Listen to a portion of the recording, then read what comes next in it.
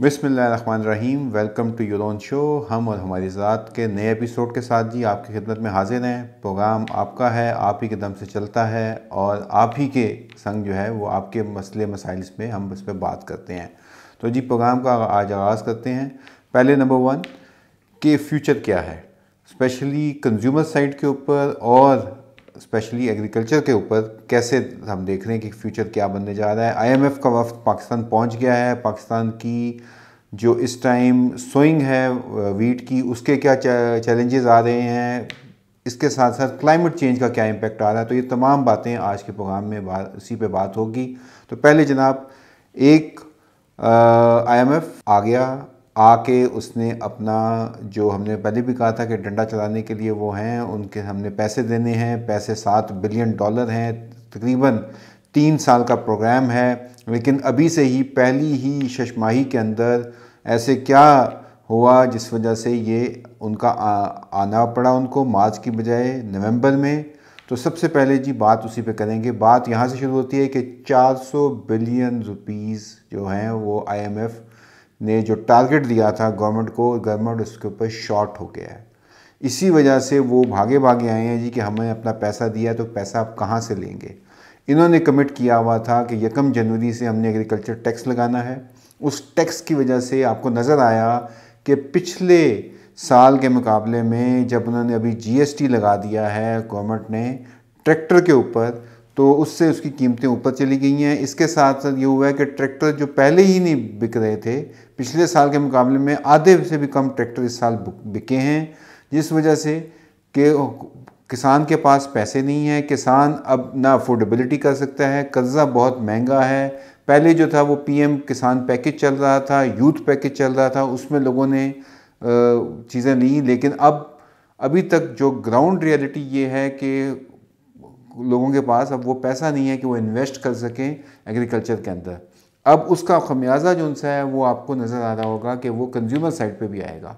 हमने ये पहले प्रिडिक्ट किया था कि अक्टूबर नवंबर के अंदर 4000 के आसपास गंदम की प्राइस जाएगी, तो गंदम की प्राइस चली गई है। गंदम पाकिस्तान में दोबारा से जैसे ही सोइंग कंप्लीट होगी और ऊपर जाएगी। उस वजह से जो आपका गरीब का जो बजट है, जो शहरी लोग हों या पाकिस्तानी का कोई भी शहरी जो रोटी खाता है, उसका रोटी के अखराजात जो उनसे बढ़ जाएंगे। पिछली जो 14 दिन की जो हुकूमत ₹1.5 पेट्रोल और ₹1.5 डीज़ल सस्ता करने की बात हो रही थी, हुकूमत ने उसके बिल्कुल बरखिलाफ़ जैसे ही सोइंग सीज़न शुरू हुआ, आपको पता है कि अब ट्रैक्टर, ज़मीन तैयार करना, सोइंग गंदम के लिए लोगों ने लगानी थी, तो हुकूमत ने उल्टा वो महंगा कर दिया पेट्रोल ₹1.5 के हिसाब से, ताकि क्या हो कि वो आईएमएफ का जो बजट में इन्होंने रखा हुआ है कि आईएमएफ के जो रेवेन्यू के जो एस्टिमेट्स हैं वो किस तरीके से पूरे हों, लेकिन वो नहीं हुए। क्यों? क्योंकि वो अनरियलिस्टिक हैं। अब आपको ज़रा एग्रीकल्चर के ऊपर लेके आते हैं कि आईएमएफ के अपने जो प्रोजेक्शंस जिसे कहते हैं कि जो तखमीने हैं, जो अंदाजे हैं, वो किस तरह से हमारे ऊपर हिट करने जा रहे हैं। आईएमएफ ने पाकिस्तान को कहा था कि पाकिस्तान की ग्रोथ जो सी है वो 2.6% से हुई है 2023-24 में, जिसे हम जीडीपी कहते हैं। इसके मुकाबले में इस साल उन्होंने कहा जी कि हम 3.2% के लिहाज से ग्रोथ हमारी होगी। तो पहली बात तो मैं आपको बता दूं कि हमारी बेरोज़गारी तब तक कम नहीं हो सकती अगर हम 4% की जीडीपी ना लें। तो पहली बात तो यह है कि हमारे यहाँ अनएम्प्लॉयमेंट बढ़ेगी, जिसे बेरोज़गारी कहते हैं। दूसरे नंबर के ऊपर अब ये जो 3.2 का नंबर आया है, इसमें आपको मालूम है कि उन्होंने ज़राअत के अंदर कितनी प्रिपरेशन की हुई है, क्योंकि आपको पता है बड़ी इंडस्ट्री बंद पड़ी हुई है। बड़ी इंडस्ट्री से मेरी मतलब सरिया है, खादें हैं, ये बाकी चीज़ें हैं, इसमें गाड़ियां हैं। वो अभी आपको पता है कि वो नेगेटिव में थी, वो अगर किसी तरीके से ज़ीरो पे भी आ जाए, उसकी ग्रोथ ना भी हो, तो आपको सारा जो मामला डाला गया है वो आईटी के ऊपर डाला गया है। और इसके साथ साथ उन्होंने कहा है कि ज़राअत 21%, माने या ना माने 21% तक वो कह रहे हैं कि कुछ फसलें जो उनसी होंगी वो बढ़ेंगी। अब वो कैसे बढ़ेंगी ये समझ में आने से कासिर हैं हम लोग। क्यों? क्योंकि आपको पता है कि चावल के अंदर को मामूली सी हमारी ग्रोथ हुई है कि पहले हम 9.5 मिलियन मेट्रिक टन करते थे, अब हम 10 मिलियन मेट्रिक टन चले गए हैं। इसके साथ साथ कॉटन हमारी आपने देखा कि 20% से कम इस साल कॉटन हुई है, तो अब वो नेगेटिव में चली गई है। अब सारा तकिया जो रह गया वो रह गया है मेज़ के ऊपर, शुगर केन के ऊपर और वीट के ऊपर। वीट के अब तक जो आसार नज़र आ रहे हैं, तकरीबन 20 से 25% कम वीट की इस टाइम सोइंग हो रही है। हम गंदम कम उगा रहे हैं, जिसकी वजह से क्या हो रहा है कि हमें ये अब अगले जो साल के एंड पे बात करें, इस साल के एंड पे हम आ गए हैं, इस अगले साल के शुरू से हमें नज़र आएगा कि रोटी की कीमतें बढ़नी शुरू हो जाएंगी। और क्योंकि हमारे पास नहीं है गंदम, हमें गंदम कहीं दोबारा इंपोर्ट ना करनी पड़े, और इंपोर्ट करने के लिए फिर प्रेशर आएगा आपके फॉरेक्स रिजर्व्स पे, और आपकी रोटी का अंदाज़ा यही है कि आपको सबसे पहले जो तंदूर से रोटी है वो 25 की है अगर, तो वो 30 पे जाएगी। अगर पंजाब हुकूमत ने 15 की है तो 15 से वो 20 पे चली जाएगी जो सादा रोटी है। तो अब आप अंदाज़ा लगा लें कि हर घर में जहाँ पे कि गंदम का इस्तेमाल है, गंदम की चीज़ें हम लेते हैं, उससे मैदे की चीज़ें लेते हैं, उससे दीगर जो उसकी बाय प्रोडक्ट्स हैं वो लेते हैं, तो वो तमाम की कीमतें जो उनसे हैं वो बढ़ जाएंगी। क्यों? क्योंकि हमारी ज़रूरत के मुताबिक नहीं हम गंदम उगा रहे।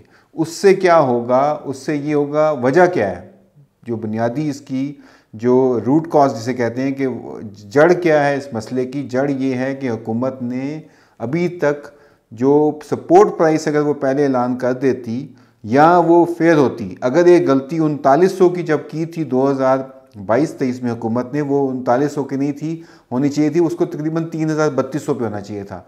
लेकिन क्योंकि उस टाइम की गलती यही हुकूमत थी, इन्होंने ही की थी, और इनके अपने वज़ीर ख़जाना मिफ्ता इस्माइल जो उस टाइम थे, उन्होंने उसको कहा कि नहीं ये गलत हुआ है। अब उस गलती के लिए देखें कितने, मैंने कहा था कि 3 साल आपको लगेंगे इसको मैनेज करने में, और वो मामला अब जब IMF आ गया और IMF ने अब 400 अरब का शॉर्टेज आ गया है, तो अब वो जा रहे हैं मिनी बजट की तरफ। मिनी बजट में मज़ीद टैक्सेस लगेंगे, मज़ीद चीज़ें महंगी होंगी, और आपके लिए ज़री जो अजनास पैदा करने वाले हमारे जो किसान भाई हैं उनके लिए मज़ीद मुश्किलात होंगी। तो IMF कैसे कह सकता है कि वो 21% तक हमें ग्रोथ नज़र आ रही है इस सेक्टर की? तो ये एक अचंभे की बात लगती है, ये मुश्किल सूरत हाल है जो कि हमें नज़र आ रही है। दूसरे नंबर पे आते हैं जी, अब बात करते हैं शुगर केन की। शुगर केन में अभी तक हुआ ये है कि शुगर केन से मुंसलिक जितने भी हमारे लोग हैं वो अभी तक क्रशिंग सीज़न का आगाज़ हुआ चाहता है। आज हो गई है 14 तारीख, एक हफ़्ते के अंदर जब वो भट्टियाँ अपनी पूरी आबोताब के साथ रोशन हो जाएंगी, प्लांट चल पड़ेंगे। क्रेडिट देना चाहिए उन शुगर मिलों को जिन्होंने के अब 400 रुपये अपना रेट अनाउंस किया है। लेकिन सिंध गवर्नमेंट ने अभी तक, क्योंकि आपको पता है पहले गन्ना वहाँ आता है, अभी तक 2 मीटिंग्स कर ली हैं, लेकिन उन्होंने अभी तक नहीं बताया कि किस रेट के ऊपर मिनिमम सपोर्ट प्राइस क्या निकलेगी। तो ये मेरे ख्याल से IMF के जो वफ्द आया है उसके डर की वजह से अब आपको नज़र आ रहा है कि क्या हुआ है कि हुकूमत के हाथ पांव फूले हुए हैं, शुगर केन की हुकूमत प्राइस नहीं निकाल रही, और इससे क्या होगा, सफ़र कौन करेगा, नुकसान किसका होगा? वो फार्मर का होगा।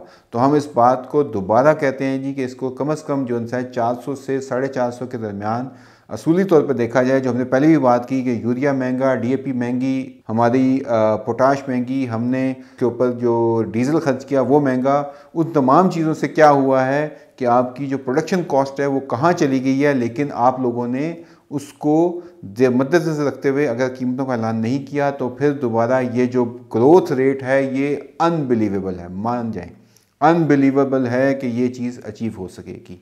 तो शुगर केन के लिए खसूसी तौर पे, ख़ास तौर पे मिलों से दरख्वास्त है, जो पाकिस्तान की शुगर मिल एसोसिएशन है उनसे दरख्वास्त है कि एक स्टैंडर्ड रेट डिफ़ाइन कर दें, जिससे कि और वक्त पे उन लोगों को अगर आप दे सकते हैं तो दें। हम इस मामले में बढ़कर आपका साथ देंगे। क्यों? क्योंकि आपको अच्छा गन्ना चाहिए, अच्छा गन्ने की पैदावार के लिए ये हमारा ये प्लेटफॉर्म है, ये हाजिर है। अच्छे काश्तकारों से आपको हम कनेक्ट कर सकते हैं, अच्छी चीज़ें दे सकते हैं, और इन करीब एक खुशखबरी आपको देंगे अगले महीने, जो हम एक बड़ा प्रोजेक्ट एक शुरू करने जा रहे हैं शुगर केन के पर्सपेक्टिव से, फार्मर्स के लिए एक नई चीज़ लेके आ रहे हैं, वो आपको इंशाल्लाह ज़रूर बताएंगे उसके मुतालिक।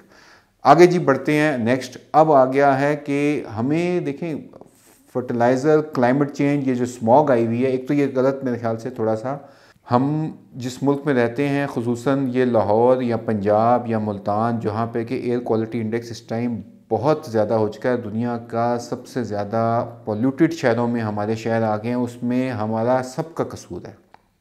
हमने उसमें इंडस्ट्रियलाइजेशन है, उसके अंदर ये हाउसिंग सोसाइटियाँ हैं जिन्होंने कि हमारे जो फार्म्स थे, जिन्होंने हमारे खेतों और हमारे जो जंगल थे उनको कंक्रीट के जंगल में तब्दील करने की सोच आई। अब उसका नुकसान होना शुरू हो गया है। मैं एक दिन पहले ये ऊपर मरी भूरबन गया हुआ था। यकीन करें मुझे पहाड़ नज़र नहीं आए। तो वहाँ पे बिल्कुल ये फॉग नहीं थी, ये स्मॉग थी।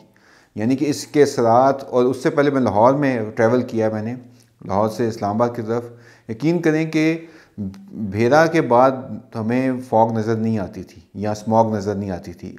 अब विजिबिलिटी बिल्कुल लो गया। दिन के 4 बजे वहाँ पे विजिबिलिटी नहीं थी। क्या वजह थी? क्योंकि ये इंडस्ट्रियलाइजेशन बहुत ज़्यादा, जंगलात का काटना, इसके साथ साथ हमारी जो गाड़ियाँ हैं, हमारी जो इंडस्ट्री जो गलत कर रही है, स्टैंडर्डाइज नहीं है, इस चीज़ को हमें लेके जाना पड़ेगा कंट्रोल करने के लिए। और ये अब रातों रात मसला हुआ नहीं है, ये रातों रात जाएगा भी नहीं।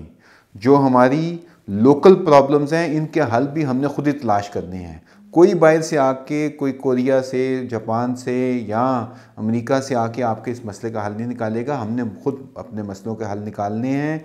इससे क्या होगा? अभी आपको नज़र आ रहा है कि देखें, अब आधा नवंबर गुजर चुका है, सोइंग की गई है, लेकिन रिज़ल्ट क्या आ रहा है कि वो टेम्परेचर नहीं बन पा रहा जिस वजह से कि जर्मिनेट हो सके। तो इस दफ़ा गंदम एक तो कम लगाई गई, ऊपर से अगर वेदर का ऐसा रहेगा तो जर्मिनेशन का प्रॉब्लम आ जाएगा। तो ये एक क्लाइमेट चेंज जो हकीकत है, ये अपने उसके ऊपर बिल्कुल जो सा है, इसका असर पूरे मुल्क में नज़र आ रहा है।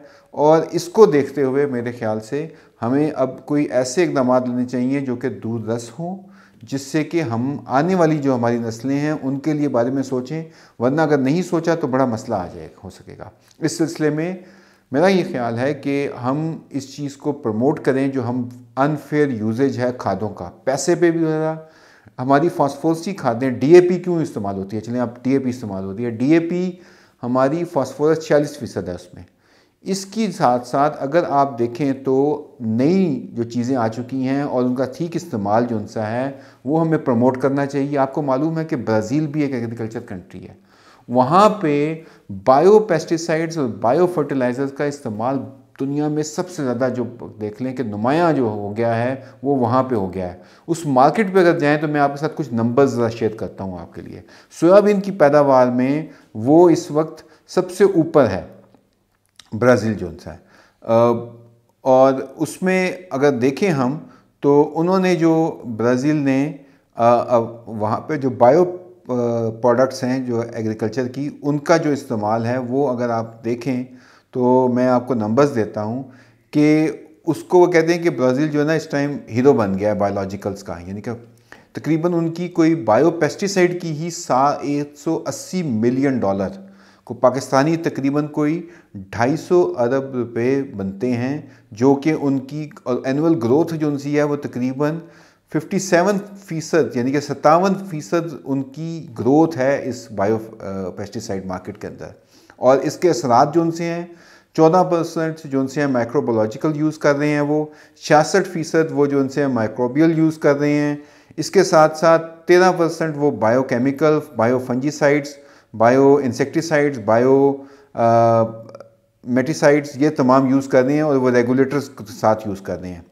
एक हमारे यहाँ प्लांट ग्रोथ रेगुलेटर होता है, उसमें वो बहुत ज़्यादा उनका नुमायाँ किरदार है। इसके अलावा आप देखते हैं कि उनकी जो बायोलॉजिकल 3045 मुख्तलिफ बायोलॉजिकल बेस्ड प्रोडक्ट्स वहाँ रजिस्टर हुई हैं। इसके अगर हम आगे फर्दर देखें, 55% जो बायो इनपुट्स हैं ना वो सोयाबीन में इस्तेमाल कर रही हैं, उनकी सबसे बड़ी फसलों में से है। 27% मेज़ या कॉर्न या मकई जिसे हम कहते हैं वहाँ पे उसको यूज़ कर रहे हैं। 12% वो इस्तेमाल कर रहे हैं शुगर केन के अंदर। तो ये तमाम चीज़ें जो उनसी हैं ये हमारे सामने हैं कि हमें अब बायोलॉजिकल पे जाना पड़ेगा। वो जो जिस अभी बात हो रही थी कि बायोजोट की खाद यहाँ पे पाकिस्तान में NARC ने ख़ुद बनाई है, तो हमें उसके इस्तेमाल करना चाहिए। अगर वो आपको नहीं मिल रही तो आप हमसे रब्ता करके ले भी सकते हैं, और हम यहाँ पे NARC के भी चाहेंगे कि वो हमारे साथ मिलके इसकी फराहमी को यकीनी बनाएं। इसके अलावा आप ग्रीन कवर पे जाएं, रीजनरेटिव एग्रीकल्चर पे जाएं। क्यों? क्योंकि हमें ज़मीन के अंदर जो कार्बन है उसको सेव करना है, इसके जो बाहर नहीं निकालना। बाहर निकालेगा तो क्या होगा? माहौल ख़राब होगा, और हमें अपनी फ़िज़ा को ख़राब करने के बाद ये चीज़ जो भी नज़र आ रही है ये भुगतना पड़ेगी। तो ये एक इम्पॉर्टेंट मैसेज था आज के प्रोग्राम में कि हमें जो हमारा जो फर्टिलाइज राइट का प्रोजेक्ट है USDA का, उसमें आपको इसके मुतालिक मुकम्मल फराहमी के क्या करना चाहिए, कैसे स्पेशलाइज्ड कोटेड यूरिया को इस्तेमाल करना चाहिए। फॉर एग्ज़ाम्पल अगर आप DAP का भी, क्योंकि सीज़न चल रहा है, तो DAP आपको पता है वो भी ज़ाया होती है। तो उसका एक तरीका ये है कि MAP यानी कि मोनो अमोनिया फॉस्फेट जो है वो अगर हम इस्तेमाल कर लें तो उसके अंदर फास्फोरस जो है वो तकरीबन 50% तक हो सकती है। इसके अलावा SSP को आप यूज़ करें। अभी मैं पढ़ रहा था कि पंजाब यूनिवर्सिटी इंडिया में उन्होंने कहा है कि वहाँ पे आपको पता है कि लोग खुदकुशियाँ करने पे आ गए, फार्मर, उनको फर्टिलाइज़र DAP नहीं मिल रहा था, तो वहाँ पे बहुत ज़्यादा मसला हो गया। तो वहाँ पे उन्होंने कहा जी कि खाली DAP के ऊपर ना करें बात, आप DAP के मुतबादिल SSP है, MAP है, इसके अलावा TSP हमारे मुल्क में अब शायद इंपोर्ट कम होगी है उसकी, लेकिन ये चीज़ें अवेलेबल हैं। ये कदरे कम भी हैं। हमारे अपने प्लेटफॉर्म से हम बहुत सारे फार्मर्स ने, हमारा एक प्रोडक्ट है ग्रीन फॉस्फेट, उसको यूज़ किया है। ग्रीन फॉस्फेट को अगर आप लेना चाहते हैं तो आप हमें से रब्ता कर सकते हैं। ये इसका रेट भी कम है, आपको इसके असरात भी ज़्यादा नज़र आते हैं। इसके ऊपर हमने पूरे अपने वीट के फार्मर्स की पूरी आपको टेस्टिमोनियल्स भी हैं। उन्होंने हमसे बीज भी लिया था, खाद भी ली थी। DAP की जगह पिछले साल क्योंकि DAP 15,000 टच कर गई थी, इस साल कदरे कम है, लेकिन उन्होंने हमसे ग्रीन फॉस्फेट ली। ग्रीन फॉस्फेट के जो उन्होंने इस्तेमाल किया तो रिज़ल्ट्स बेहतरीन आए, 50 मन तक उनकी आसानी से पैदावार आई उससे। तो ग्रीन फॉस्फेट को अगर आपने हमसे लेना है तो आप किसान मददगार पे रब्ता करके हमसे ग्रीन फॉस्फेट ले सकते हैं, अपनी बुकिंग करवाएं। क्यों खर्चा करें ज़्यादा? क्यों? क्योंकि आगे टैक्सेस आ रहे हैं, हुकूमत डीज़ल फिर महंगा करने जा रही है। मैं आपको ये बता रहा हूँ कि डीज़ल फिर महंगा हो रहा है। परसों आप जब डलवाने जाएंगे डीज़ल तो आपको महंगा मिलेगा। तो ये तमाम खर्चे जो उनसे हमने दिन ब दिन कम करने हैं, अपनी पैदावार को बढ़ाना है, उसके लिए ये एक हल तलाश करना है। और सबसे बढ़ के अपनी फ़िज़ा को जो है वो ख़राब नहीं करना, मान जाए नहीं करना। यूरिया की खबरों की बातें हैं। यूरिया इंडिया ने टेंडर निकाला था, $362 का उनको कोट हुआ है यूरिया पर मेट्रिक टन। इसका मतलब यह है कि यूरिया की प्राइस अगर $362 के ऊपर चली गई, और पाकिस्तान ने भी $360 के ऊपर ये ख़रीदा था, तो अब आप अंदाज़ा कर लें कि ये फ्यूचर हो के इस बारे में क्या कह रहा है। मैं नेगेटिव नहीं कह रहा, लेकिन एक तैयारी रखनी चाहिए। हमारी आजमाइश आने वाली है, आजमाइश के मुतालिक आपको बता रहा हूँ कि आजमाइश के लिए तैयारी अगर पहले रखेंगे तो बेहतर तरीके से नबर्द आजमा होंगे। हम आपके साथ हैं। इस प्रोग्राम का मकसद ही ये होता है कि आपकी आराए और हम उसको लेके चलें और आपकी रहनुमाई कर सकें। और अगर आपने कोई कामयाबी हासिल की है, आपने कोई तरीका ढूंढा है जिससे कि दूसरे भी इससे बारे में जान सकें, तो ये प्रोग्राम हाजिर है। हमसे रब्ता ज़रूर रखिएगा। आइंदा भी आपकी खिदमत में हाजिर रहेंगे। नेक्स्ट वीक के लिए इजाज़त चाहूँगा। बहुत शुक्रिया, लेकिन चैनल ज़रूर सब्सक्राइब कीजिए। क्यों? क्योंकि आपके दम से ही ये प्रोग्राम और ये प्लेटफॉर्म ज़िंदा और तवाना है। बहुत शुक्रिया। अस्सलाम वालेकुम।